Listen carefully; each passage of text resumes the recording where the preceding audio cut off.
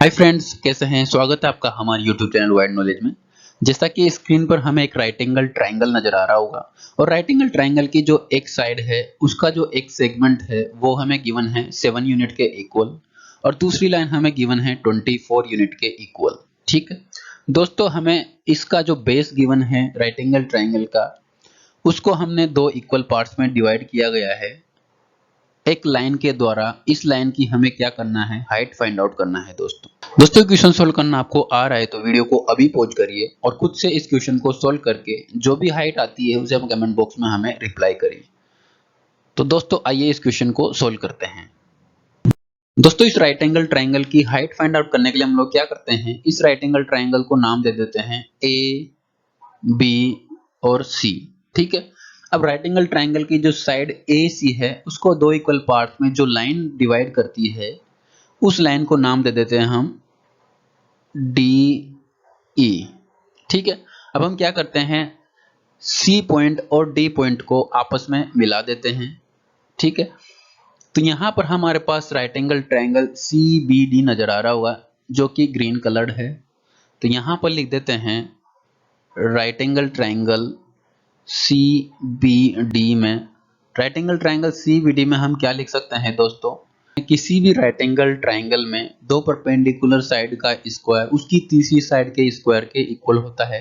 तो यहाँ पर right angle triangle C B D में हम लिख सकते हैं साइड सी डी स्क्वायर वो किसके इक्वल होगा दोस्तों, B D square plus C B square के इक्वल। ठीक है, तो नेक्स्ट स्टेप में हम लिख देते हैं सी डी स्क्वायर वो क्या होगा, बी डी स्क्वायर क्या होगा, 7 स्क्वायर होगा और सी बी कितना होगा, 24 होगा। ठीक है, तो यहां पर लिख देते हैं बी डी स्क्वायर यानी कि 7 square plus C B square यानी कि 24 स्क्वायर। इनको सिंप्लीफाई करते हैं तो हमारे पास आता है 7 स्क्वायर कितना हो गया 49 प्लस 24 स्क्वायर कितना हो गया 576। इनको ऐड करते हैं 49 प्लस 576 कितना हो गया 625। तो इस प्रकार सी डी की जो लेंथ आएगी हमारे पास कितनी आ जाएगी, स्क्वायर रूट ऑफ 625 के इक्वल। तो यहां से सिंप्लीफाई करते हैं तो सी डी हमारे पास कितना आ गया 25 यूनिट के इक्वल। ठीक है, 25 यूनिट सी डी हमारे पास आ गए तो इसको यहां पर लिख देते हैं हम लोग क्वेश्चन में। अब दोस्तों यहां पर हमें right angle triangle A E D और सी ई डी नजर आ रहा होगा। दोनों ट्रायंगल क्या है, सिमिलर है दोस्तों। तो यहां पर लिख देते हैं right angle triangle A E D similar होगा right angle triangle C E D के। क्यों होगा दोस्तों, क्योंकि दोनों ट्रायंगल्स में ए ई जो साइड है वो इक्वल है सी ई साइड के। ठीक है, जो कि हमें क्वेश्चन में गिवन है। तो यहां पर लिख देते हैं ए ई साइड वो इक्वल है सी ई साइड के। ठीक है, अब इसी प्रकार ए ई डी जो एंगल होगा वो क्या होगा 90 डिग्री होगा, क्योंकि सी ई डी जो एंगल है वो भी 90 डिग्री है। तो यहां पर लिख देते हैं angle A E D equal है एंगल सी ई डी के। किसके इक्वल है, 90 डिग्री के। अब दोनों ट्रायंगल में साइड ई डी जो है वो हाइट है जो कि कॉमन है दोस्तों।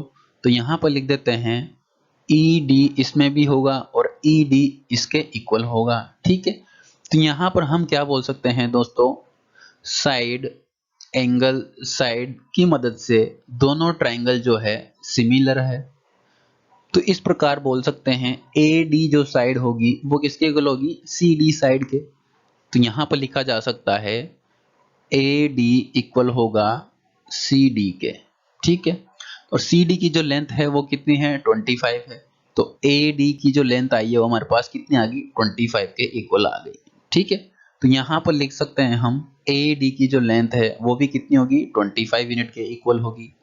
अब दोस्तों right angle triangle A B C में जो साइड ए बी है वो कितनी होगी 25 प्लस 7। ठीक है, तो यहां पर लिख देते हैं साइड ए बी वो कितनी होगी दोस्तों A D plus B D के इक्वल।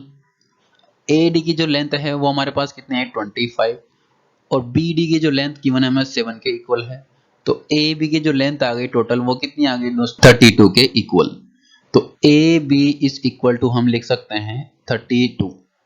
ठीक है दोस्तों, इस प्रकार rectangle triangle A B C में ए बी जो हमारे पास आई है वो कितनी आ गई 32 के इक्वल।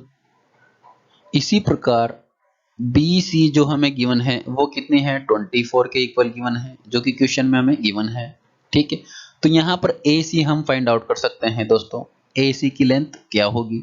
ठीक है, तो राइट एंगल ट्राइंगल में हम ए बी सी में पाइथागोरस थ्योरम अप्लाई करेंगे। तो यहाँ पर लिख सकते हैं दोस्तों ए सी जो साइड होगी उसका स्क्वायर, बाकी दो जो साइड होगी परपेंडिकुलर, यानी कि A B square plus B C square के इक्वल होगी। तो यहाँ पर लिख देते हैं ए बी की लेंथ कितनी है 32 उसका स्क्वायर, प्लस बी सी कितनी है 24 उसका स्क्वायर। तो यहाँ से सिंप्लीफाई करते हैं तो हमारे पास ए सी स्क्वायर क्या आ जाता है 32 स्क्वायर कितना हो गया दोस्तों 1024, प्लस 24 कितना हो गया 576। ठीक है, दोनों को ऐड करते हैं तो हमारे पास आता है दोस्तों 1600 के इक्वल। ठीक है, तो इस प्रकार ए सी की जो लेंथ आएगी हमारे पास कितनी आ जाएगी दोस्तों स्क्वायर रूट ऑफ 1600 के इक्वल। इसको सिंप्लीफाई करते हैं तो ए सी हमारे पास आ जाता है दोस्तों 40 के इक्वल। ठीक है, तो इस प्रकार हमारे पास ए सी की जो लेंथ आई है दोस्तों टोटल वो कितनी आ गई, वो आ गई 40 के इक्वल। ठीक है, इस प्रकार दोस्तों हमने right angle triangle A B C में साइड ए सी है उसको फाइंड आउट कर लिया है, वो कितनी आई है 20 यूनिट के इक्वल। और ए डी की जो लेंथ आई है वो हमारे पास कितनी आ गई दोस्तों 25 यूनिट के इक्वल। ठीक है, अब हम जानते हैं साइड ए सी है वो दो इक्वल पार्ट्स में डिवाइडेड है, जो कि है ए ई इज इक्वल टू ई सी। तो यहाँ पर लिख देते हैं ए ई वो इक्वल है ई सी के। ठीक है, तो ई सी की जगह हम ए ही पुट कर सकते हैं, और हम जानते हैं ए सी की जो लेंथ है वो क्या है दोस्तों ए ई प्लस ई सी के इक्वल है। तो ई सी की जगह हम ए ई पुट करेंगे, तो यहाँ पर लिख देते हैं A C is equal to A E plus E C की जगह हम ए ई पुट करेंगे क्योंकि दोनों इक्वल है। तो A C is equal to 2 times of A E हमारे पास आ गया। तो ए ई की जो लेंथ आ गई वो हमारे पास कितनी आ गई ए सी डिवाइडेड बाय 2 के इक्वल, और ए सी की लेंथ हमें पता है कितनी है 40 यूनिट के इक्वल। तो यहाँ पर लिख देते हैं 40 डिवाइडेड बाय 2। ठीक है, तो इस प्रकार ए ई की जो लेंथ आई है हमारे पास वो कितनी आ गई दोस्तों 20 यूनिट के इक्वल। ठीक है, तो यहाँ पर लिख देते हैं ए ई हमारे पास आ गया 20 के इक्वल। ठीक है, अब दोस्तों यहाँ पर राइट एंगल ट्राइंगल ए ई डी नजर आ रहा होगा दोस्तों, तो यहाँ पर लिख देते हैं राइट एंगल ट्राइंगल ए ई डी में जो कि येलो कलर्ड है उसमें पाइथागोरस थ्योरम अप्लाई कर सकते हैं दोस्तों।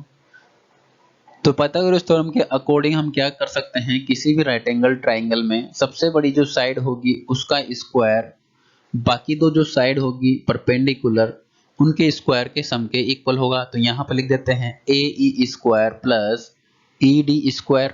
ठीक है, अब ए डी की जो लेंथ हमें पता है वो कितनी है 25 यूनिट के इक्वल, तो इसका square is equal to A ई की लेंथ हमें फाइंड आउट की है कितनी है 20 के इक्वल।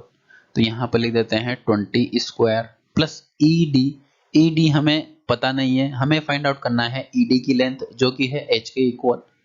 तो यहाँ पर लिख देते हैं E D square is equal to 25 square minus 20 square, इस प्रकार लिख सकते हैं। ई डी की जो हमने लेंथ मानी है वो कितनी है h के इक्वल है, तो यहाँ पर लिख देते हैं h square is equal to 25 square कितना होता है 625 माइनस 20 स्क्वायर कितना होता है 400 के इक्वल। तो h की वैल्यू हमारे पास जो आएगी वो क्या आ जाएगी दोस्तों, वो आ जाएगी स्क्वायर रूट ऑफ 625 माइनस 400 के इक्वल। ठीक है, तो h इज इक्वल टू हम लिख सकते हैं 625 माइनस 400 कितना हो गया 225 के इक्वल। तो यहाँ से इसका स्क्वायर रूट ऑफ हटाएंगे तो हमारे पास कितना आ जाएगा 15 के इक्वल। ठीक है, तो इस प्रकार हमारे पास h की जो वैल्यू आई है यानी कि हाइट आई है ए ई डी ट्राइंगल की वो कितनी आ गई 15 यूनिट के इक्वल, जो कि हमारा इस क्वेश्चन का सॉल्यूशन है दोस्तों वीडियो हेल्पफुल लगा हो तो हमारे चैनल को सब्सक्राइब शेयर और इस वीडियो को लाइक करना नहीं भूले। Thank you so much for watching.